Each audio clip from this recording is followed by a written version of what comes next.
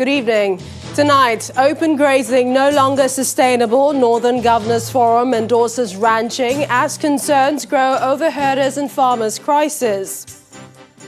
Bandits strike again in Kaduna State, leaving 23 people dead. The Nigerian Air Force, on its part, says it has killed scores of the gunmen in airstrikes. The president flags off the Kano-Maradi rail project, an initiative expected to boost trans-border businesses. And the U.S. Senate begins a second impeachment trial against former President Donald Trump. Plus, you'll see business, sports, and later, international news from our London studios. On business news tonight, Nigeria's candidate Ngozi Okonjo-Iweala finally set to become the first Director General of the World Trade Organization as General Counsel prepares to make official announcement on February the 15th. And on sports news tonight, Rafael Nadal defies his gloomy injury prognosis to reach the second round of the Australian Open.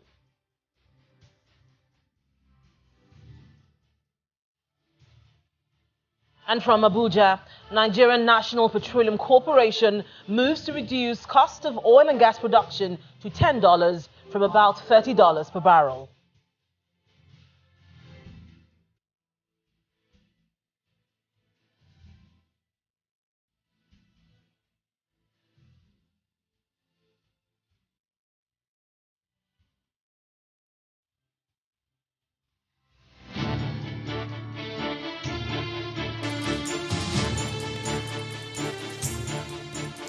Outrage continues to trail the farmer herders crisis in the country. Governors in the northern part have agreed that the current system of herding through open grazing is no longer sustainable in view of growing urbanization and population of the country.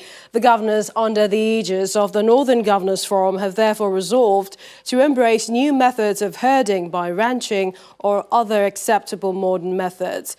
In a communique issued after the forum's emergency virtual meeting and signed by the chairman and governor of Plateau State, Simon Lalong, the forum resolved to aggressively sensitize herdsmen across the northern states on the need to embrace the modern system of rearing their cattle. There's been a huge outcry over recent clashes between herders and farmers, a situation which has led to the loss of lives and property.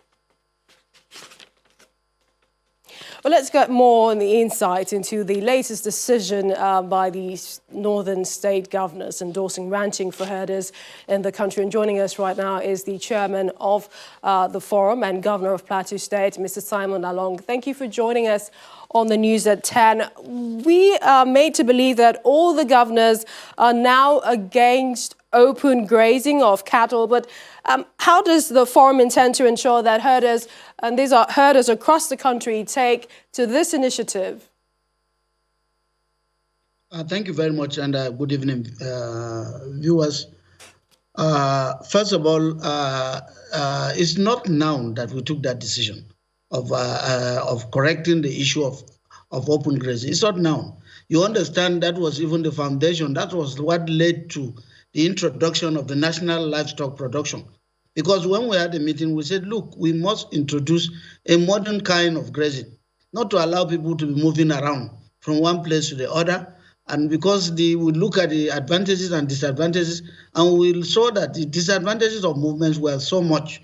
Land is shrinking, no space, people, again, there are no cattle routes and most of these problems. And that was why the northern governors agreed and embraced the issue of ranching, which led to the introduction by the presidency of the National Livestock Production Program, of National Livestock Production Program. Now that we are beginning to see the menace, now we are beginning to realize that a lot of these movements here and there, people are being killed, it will result into cattle rustling and so many of these kind of problems. And that was why when the issue came, with this attendant issue of evictions here and there, we saw that it was going to be a very serious national security problem. Because once you start eviction, other people will also start eviction under a different reasons.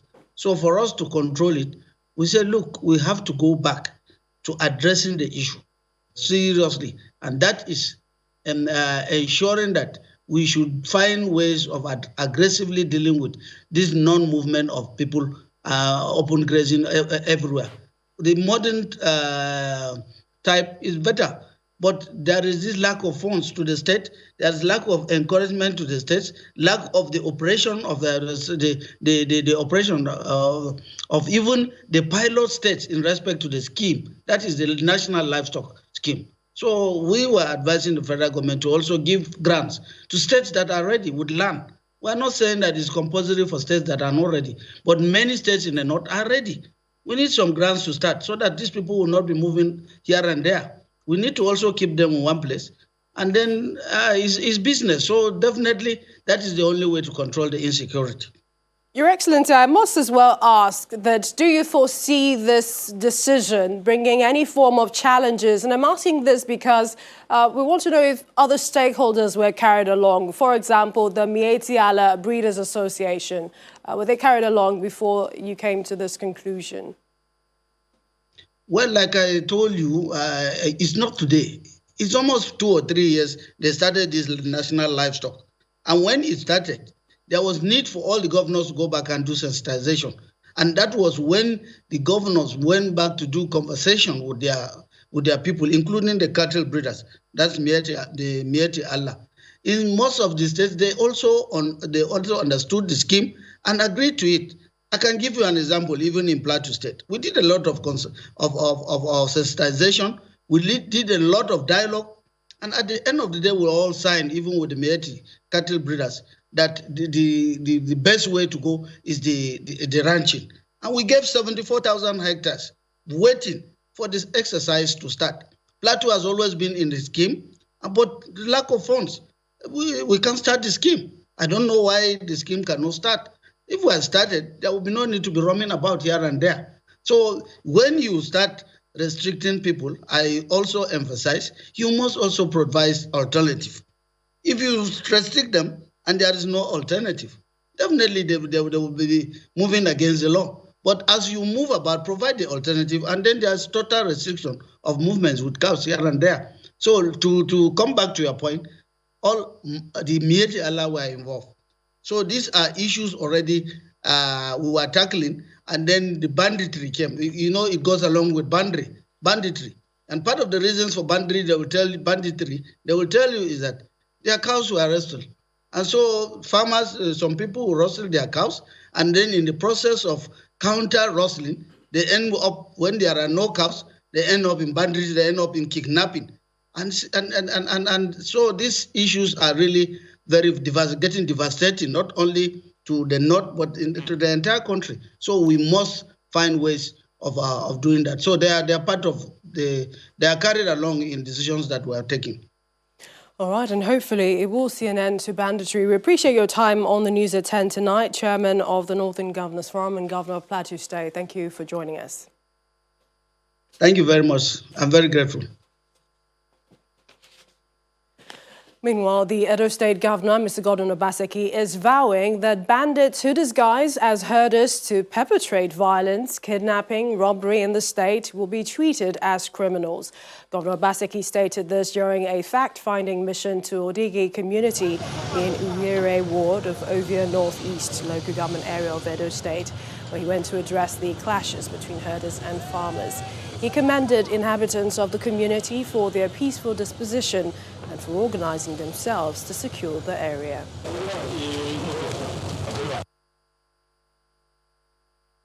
What I'm doing now is to make sure that we separate the issue of security from that of politics. That's why I'm very happy with what you are doing here. I'm very glad with the messages and the addresses I heard from your representatives. We will not accept the issue of criminality in our communities.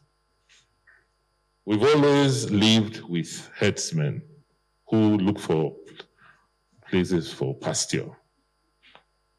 And those ones we know have always acted responsibly because they own those assets, they own those cows, and they are their property.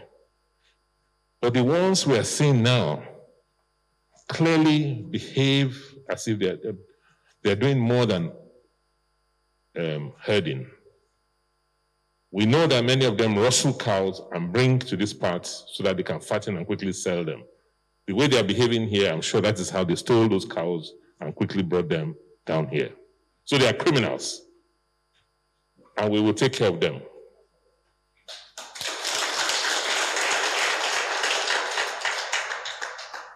I'm glad you said that you've always lived with the Hausa Fulani community in this place. So that is, coexistence is not a problem.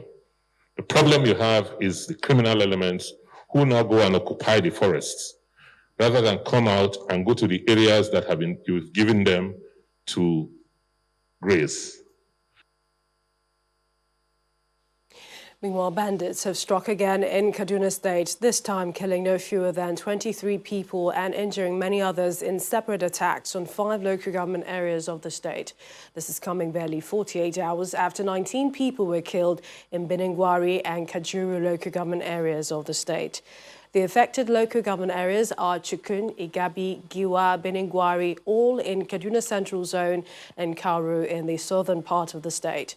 Giving an update on the incident, the Kaduna State Commissioner for Internal Security and Home Affairs, Mr. Samuel Aruan, explains in a statement that the attacks occurred in the last 24 hours. According to him, 10 people were killed and 3 others injured at Ungwan Gajere community of Kutimeshi ward of Beningwari local government area, while 1 person was shot dead between Sakin Baka and Dankwaiwai village in Igabi local government area. In Giwa local government area, armed bandits also invaded Jambaba village, where they killed 1 Yakubu Sule and Kishisho village of Kauru local government. The gunmen suspected to be from a neighboring state killed 5 people. Mr. Aron also disclosed that 5 other persons were similarly killed by bandits at Gwagwada, Kasaya community of Chukun local government area, while another person was shot to death in Angwa village, also in the same local government area.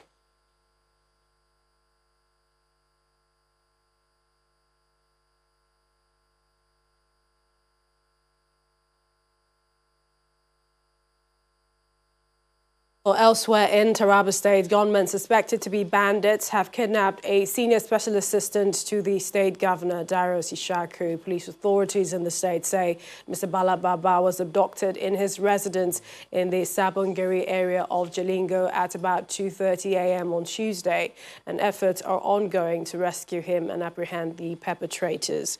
This is coming less than 48 hours after the state's NLC chairman was kidnapped and subsequently released on Sunday, February the 7th.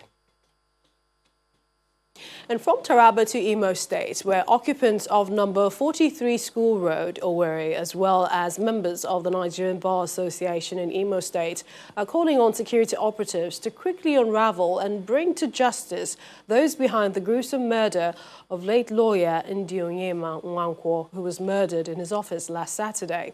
They want security operatives to expedite action in finding the killers. Our correspondent, Isopekute, reports. School Road, a popular business hub within Owerri, the Imo State capital. Nothing, however, could have prepared the residents for the tragic incident which occurred on Saturday, February 6th on house number 43. We are here on the 2nd floor on number 43 School Road, Owerri. And this door right here leads to NH Nwankwo and Co law firm owned by late barrister Ndionyema Nwankwo, who was murdered in cold blood right here in his office last Saturday. Although the door has been locked till further notice by security operatives because forensic experts have taken over. According to security operatives, blood stains and machete used in perpetrating this heinous crime is still inside. Described as an easygoing man by his neighbors, his professional colleagues at the Nigerian Bar Association condemned the gruesome murder of barrister Ndionyema Nwankwo and are asking the relevant government agencies to ensure that the perpetrators of this heinous crime are fished out. It's a very peculiar issue, very peculiar case. Peculiar in the sense that it has affected the life of lawyers. What simply shows that they should up and do him, and no stone should be left unturned. I mean, no stone should be left unturned. We implore the Governor of Imo State and the Honorable the Attorney General of Imo State to do all that is necessary in assisting the police and the security agencies in unearthing the perpetrators of this heinous crime. A challenge the Imo State Police Command seems to be taking with all the seriousness it deserves. We have leads we are following, and he did not just order the investigation into it. He activated all the command statistical team to be on the matter, headed by the Deputy Commissioner in charge of State Criminal Investigation Department, CID. And I can tell you on the matter, there are leads we are following, and by the grace of God, we will be able to crack whoever that must have committed that dastardly act. Imo State has had its fair share of security challenges, but the murder of the former NBA chairman in Owerri is an indication that security agencies need to be more alert to prevent such occurrences in future. Eyi Topekute, Channels Television News. In part two, after the break, after much rigor, federal government announces plans to replace bank verification numbers, or BVN, with national identity numbers, NIN. Please stay with us. Welcome back. If you just joined us, you're watching the news at 10 live on Channels Television Lagos. A reminder of our top stories. Open grazing no longer sustainable. Northern Governors Forum endorses ranching as concerns grow over herders and farmers' crisis. Bandits strike again in Kaduna State, leaving 23 people dead. The Nigerian Air Force, on its part, says it has killed scores of the gunmen in airstrikes.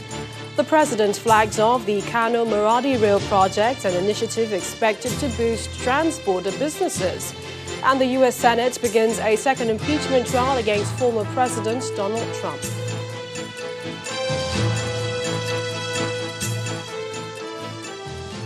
The president today flagged off the groundbreaking ceremony of the Kano-Maradi railway project with a branch line to Dutse in Jigawa State. Speaking virtually at Kawarin Tamar village in Katsina State, the venue of the ceremony, President Muhammadu Buhari says the project, when completed, will no doubt enhance economic activities on a higher level, particularly the trans-Saharan trade between the two countries.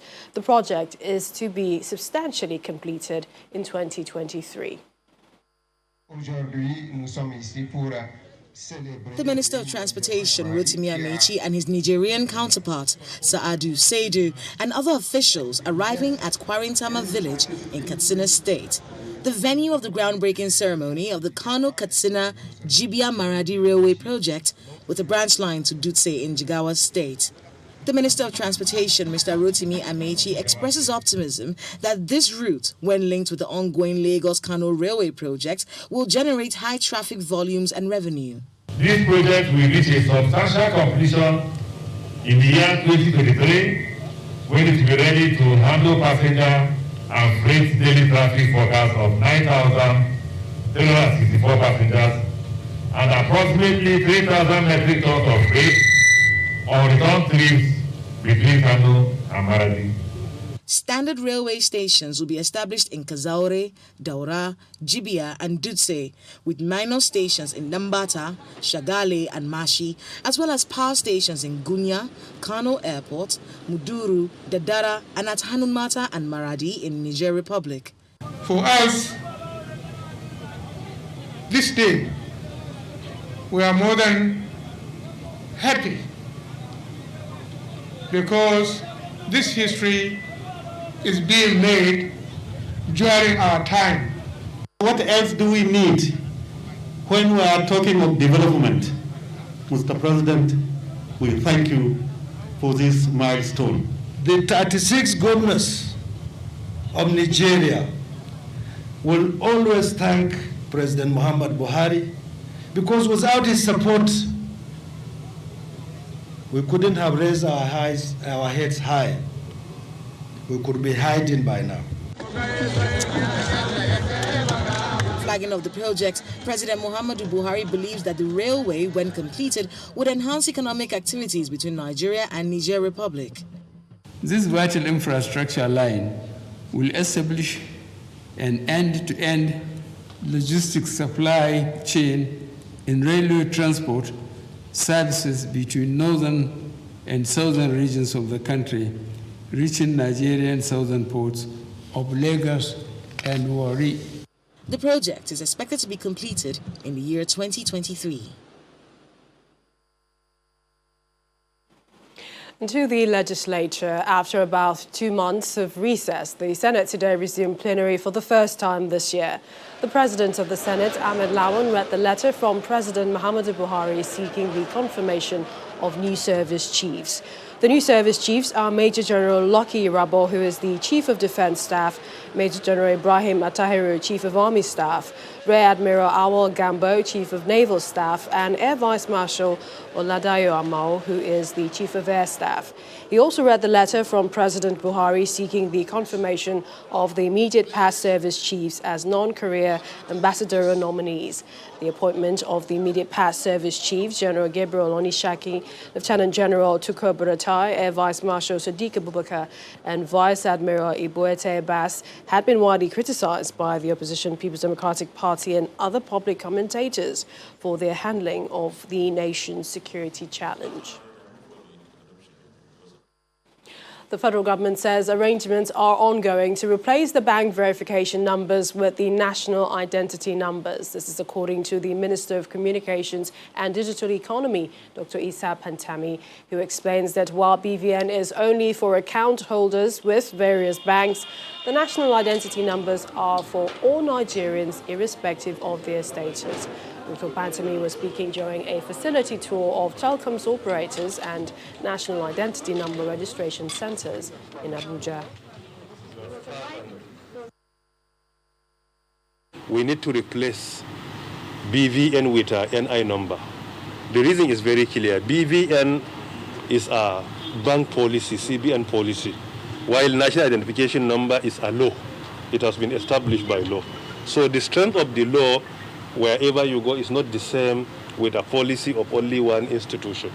Secondly, BVN is applicable only to those who have bank account, but national identity number is for each and every citizen and legal resident in the country.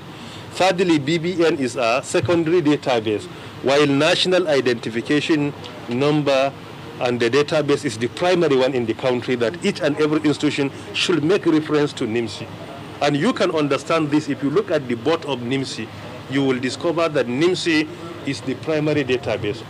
So this is to show you that it is the primary database that each and every institution should make reference to. That is why when it comes to data protection regulation, we are in the forefront in Africa today.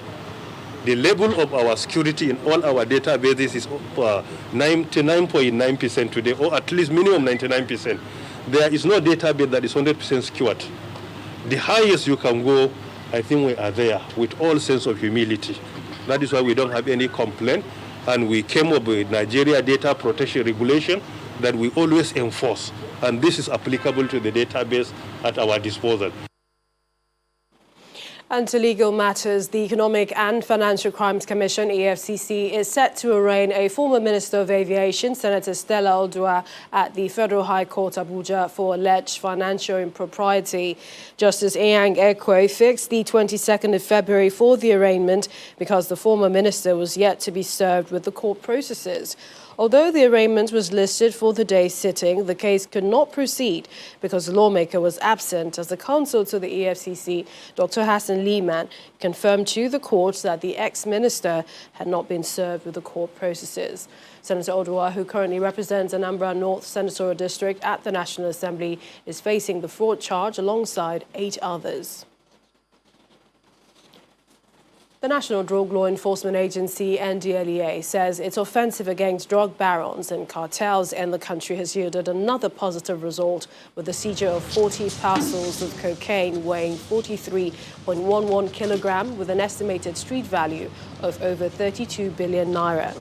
According to the commander at Tinkan Port Command of the NDLEA, Mr. Sumaila Ethan, the consignment containing the illicit drug had been placed under surveillance by operatives at the Tinkan Command for some days until 2 clearing agents showed up on Monday, the 8th of February 2021, to clear it. He says the 2 clearing agents were immediately arrested and the consignment, which was brought into Nigeria from Brazil on board a vessel marked MV Spar Skopje, properly searched. The Tinkan port seizure is coming on the heels of similar ones at the Lagos and Abuja airports, as well as from the FCT, Edo, Katsina, Nasarawa and Benue state commands in the last 3 weeks.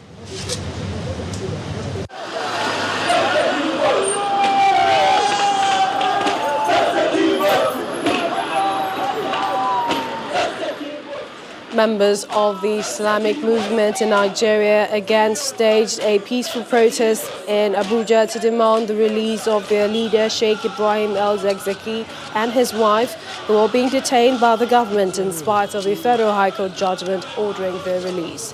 The spokesperson of the group, Abdullahi Musa, decries the continuous detention of Sheikh Zakzaky and his wife since December 2015 over a clash with the convoy of a former Chief of Army Staff, Lieutenant General Tukur Buratai. The group, while renewing their confidence in the National Human Rights Commission to address their petition, vowed to continue their peaceful protest in the nation's capital until their leader is released.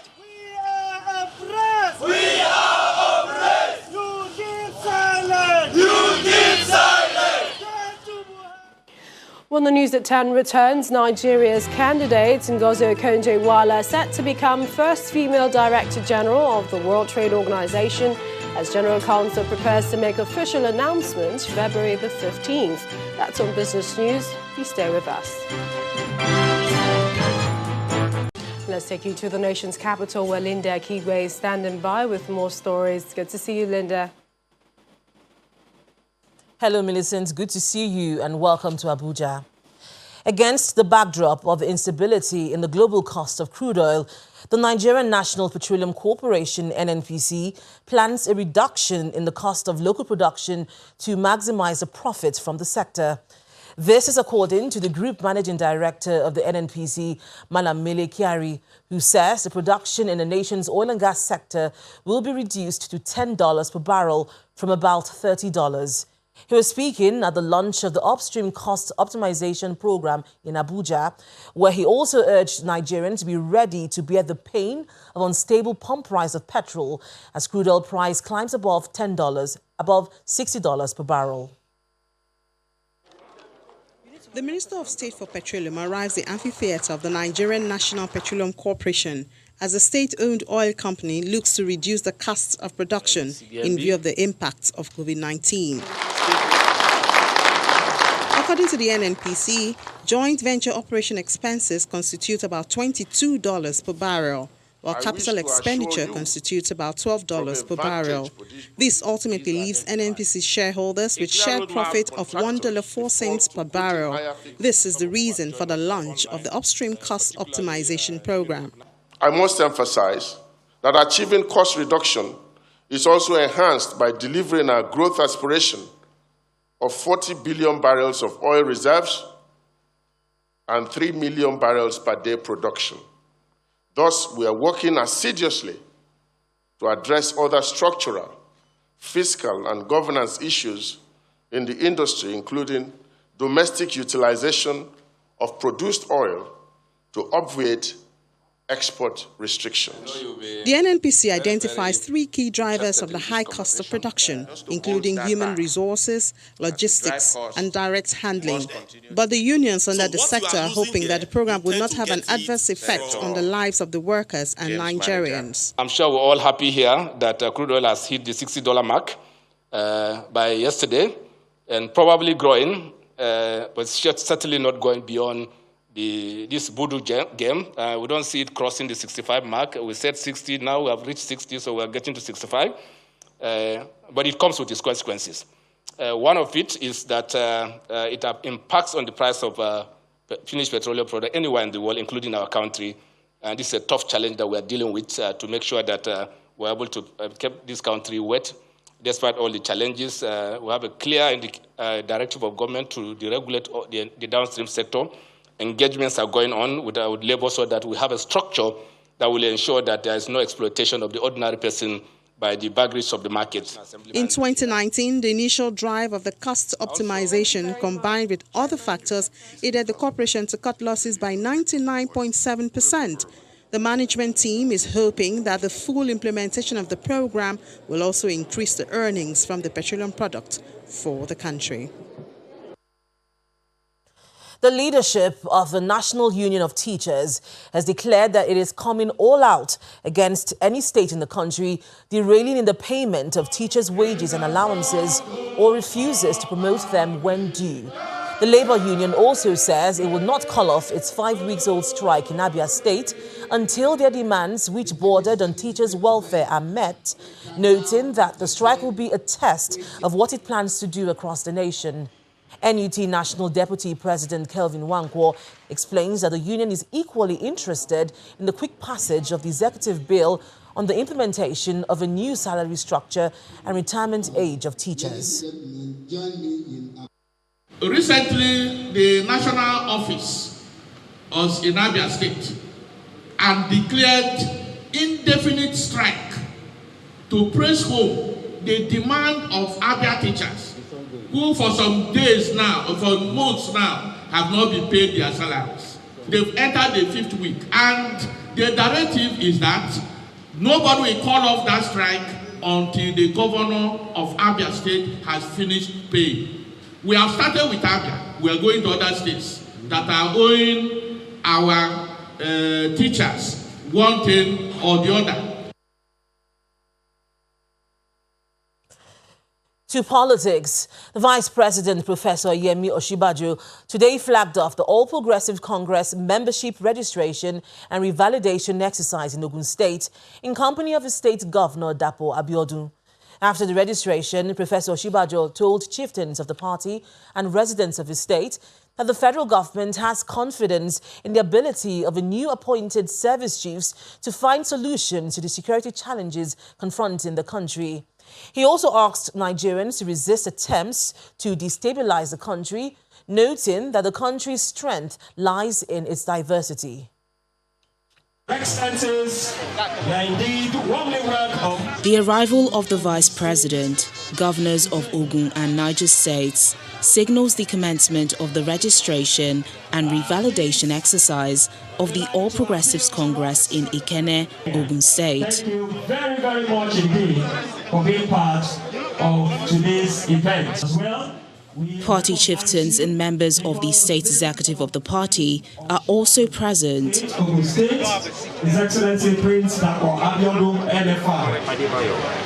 Vice President Yemi Osinbajo revalidates his membership, which signals a stamp of loyalty, and he urges not just party members but Nigerians to keep faith with the party through its achievements and challenges. We must resist any attempt to destroy the unity of our country.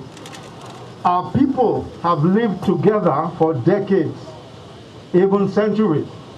While we must attend to the cries of communities and the cries of our people for justice, for equity, for fairness, we can do so within this same union. The Ogun State governor assures party members and new entrants that the party offers equal opportunities. I want to encourage all our current members to appreciate that in our inclusive vision, in our inclusive approach to governance, it is important that we welcome and receive all these people that have just joined us from other parties. This party is not a social club. Governor Dapo Abiodun then proceeded to his ward in Ikweru for the revalidation of his membership and exercise the party hopes will increase its membership base. Meanwhile, Lagos State Governor Babajide Sanwo-Olu also revalidated his membership of the All Progressives Congress. The revalidation and registration exercise was done at his ward, known as Premier Ward, at the St. Stephen's School compound at Deniji Adele, Lagos Island axis of the state. Governor Sanwo-Olu told party followers that the exercise is designed to further strengthen the APC towards becoming Africa's largest political platform. And in Nasarawa State, Governor Abdullahi Sule also launched the commencement of the exercise today at his hometown in Gudi town of Akwanga local government area of Nasarawa State. Both governors addressed their supporters separately, assuring them that the exercise will improve the party's strategy. And that's all from Abuja. Back to you, Millicent. Many thanks, Linda. Well, staying with the APC registration exercise, the former national chairman of the All Progressives Congress, Adam Tashomale, has also been speaking on the registration and revalidation exercise. He described the process as strange, noting that the APC is governed by a constitution which does not provide for a person to revalidate or renew membership. He further explains that there is nothing in the APC constitution that says a member shall revalidate or renew his membership, but participated in the exercise for peace to reign. He made the comments after participating in the registration exercise in Edo State. And let's bring you some business news now. Here's Teniola Shibowale.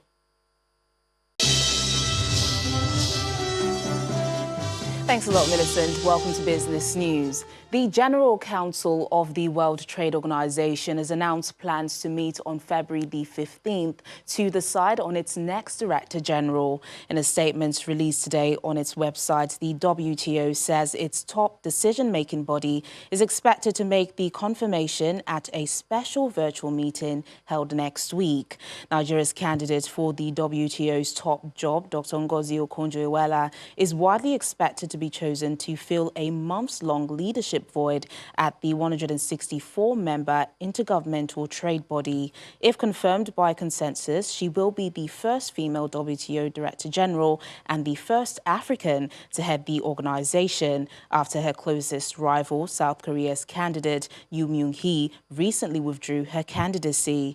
The former finance minister had secured the popular vote by a wide margin on October the 28th last year, but was not named Director General as the U.S. under then-President Donald Trump opposed her candidacy. Meanwhile, the new U.S. government, led by President Joe Biden, has expressed strong support for Okonjo-Iweala's candidacy. African finance ministers are seeking $500 billion in special drawing rights and an extension in the debt service suspension as part of the response to the COVID-19 pandemic. The call was made during a virtual meeting convened by the Economic Commission for Africa and the International Monetary Fund. The initiative, which took effect on May the 1st last year, has delivered about $5 billion in relief to more than 40 eligible countries. In all, 73 countries are eligible for a temporary suspension of debt service payments owed to their official bilateral creditors, while 204.2 billion SDR, which is equivalent to about $281 billion, has so far been allocated to members. The SDR is an international reserve asset which was created by the IMF in 1969 to supplement the official reserves of its member countries. Since the outbreak of the COVID-19 pandemic, the federal government has ensured that businesses stay afloat through its interventions cutting across all sectors of the economy. One of such intervention is the payroll support system, which provides support for owners of businesses with payments to their staff for a period of 3 months. While efforts are on to ensure that more businesses benefit from the scheme, officials of the Bank of Industry are optimistic that the scheme will help businesses thrive in the face of the pandemic. Globally, the COVID-19 pandemic is taking its toll on businesses, leaving government with the option of seeking ways to reduce its impact on jobs and income of workers. It's in this light that beneficiaries of the federal government's payroll support scheme, a component of the MSME Survival Fund, converge on this venue to narrate how the intervention is supporting them after the COVID-19 pandemic took a toll on their businesses. The fund, according to the Bank of Industry, is expected to place affected businesses on the path of survival and sustainable growth. The way the program works is that businesses who have been affected will apply through the portal. They will put in the requirements that the portal requires, and then those that qualify, some will be selected. This program is to give money to pay salaries of a certain number of employees of those companies for 3 months. So they will receive a 50,000 naira payment for 3 months. The payroll support scheme provides payment support to qualified private schools, hotels, road transport workers, and creative industries for a period of 3 months. Some of the beneficiaries speak on how it's impacting their businesses. The intervention came on time because it was able to help us sustain our staff, and then at least they were having something instead of no salary completely. We are wondering how we'll be able to take off. This initiative came up, and we keyed into it, applied as the information came, and we decided to go to the platform and key into it. An official of the Bank of Industry gives an update on the total number of businesses validated. About 64,000 companies have been verified.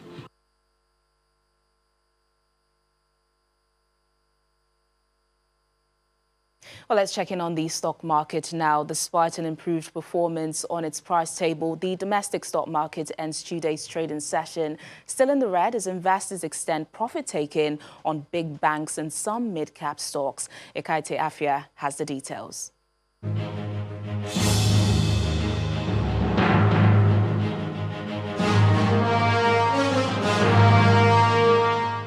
Thanks for joining us for the Stock Market Report. It's still not looking good for stocks performance at the equities market. This is because the bear continues to maintain its dominance for a 7th consecutive session since the start of February. And I mean, there it is for you. So the negative close, which was recorded on Monday, moderated at the close of today's trading session, as the all-share index slipped further away from the 42,000 level, down by 0.13%. Now, analysts attribute the latest sell pressure to activities of fund managers who are cutting down their risk exposure by rebalancing their assets into bonds due to the rebound in the yield, after it fell to ground zero last year. Now, at the same time, investors are also taking positioning for dividend payments from some listed companies as they await their 4th quarter as well as full-year earnings results, especially from the big banks. Now, let's take a look at the activity chart. You can see that the overall volume of shares traded today is lower by more than 5% when compared to the previous session's turnover, while the shares of FBN Holdings emerged top of the trades list. It may seem that the equities market has lost its magic, but we may be in for a surprise as investors expect that the release of some earnings report may turn things around. That's all for the Stock Market Report. I'm Ekaite Afia. And that's business news tonight. It's back to you, Millicent. Thank you, Taniola.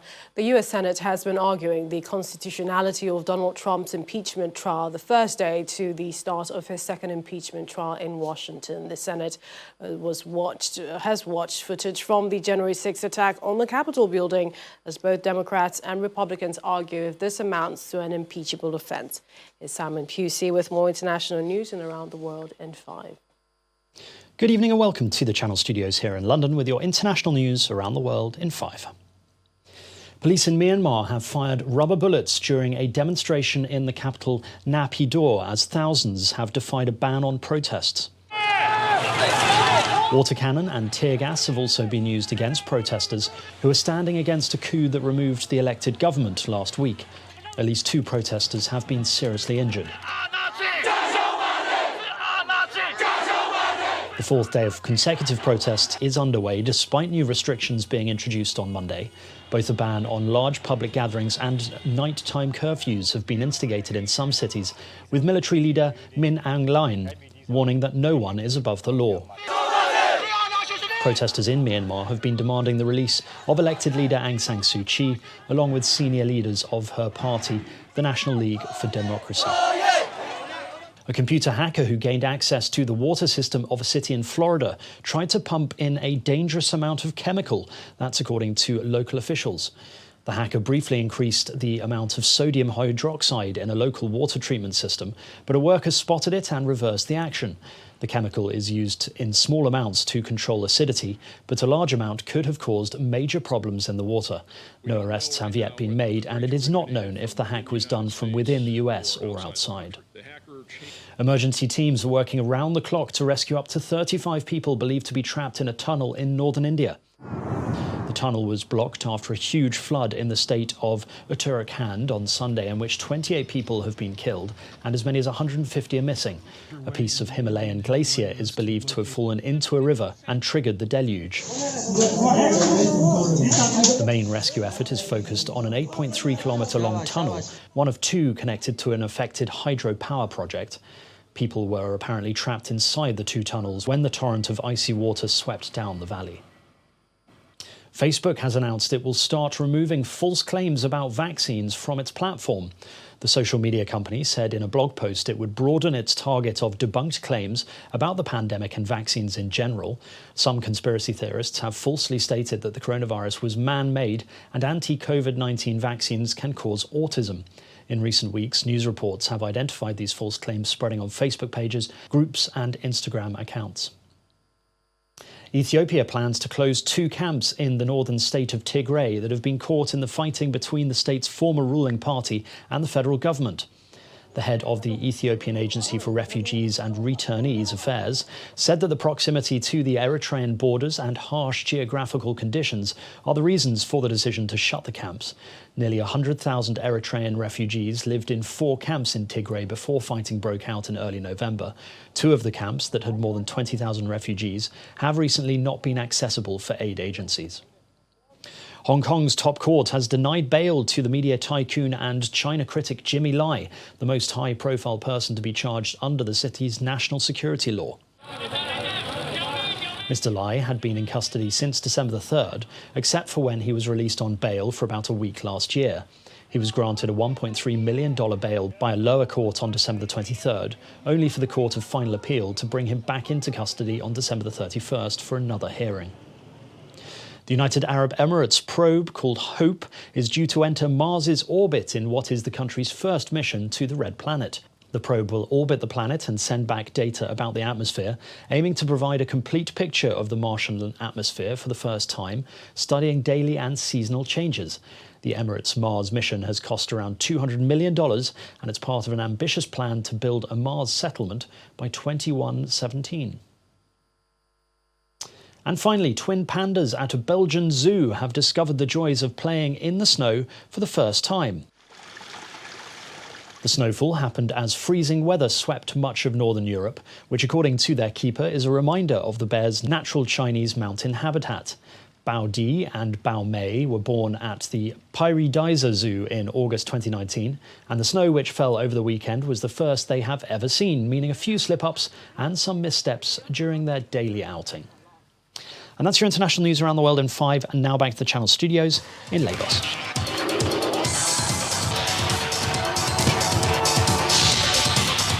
Thank you, Simon. Hello and welcome to Sports News. We begin with football. Super Eagles head coach Gennaro Rohr says he is impressed with the quality of football in the Nigeria Professional Football League, having monitored some of the games.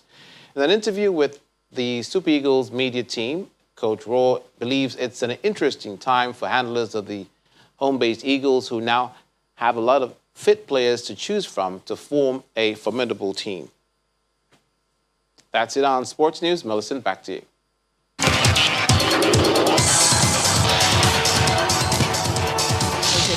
And the main news again. Governors of the northern states today said that open grazing is no longer sustainable. They endorsed ranching amidst concerns over herders and farmers' crisis. Also today, bandits struck again in Kaduna State, where they killed 23 people. The Nigerian Air Force, on its part, said it killed scores of the gunmen in airstrikes. And that's news at 10 tonight. Thank you for watching. I'm Millicent Walker. Have a good night. Stay safe.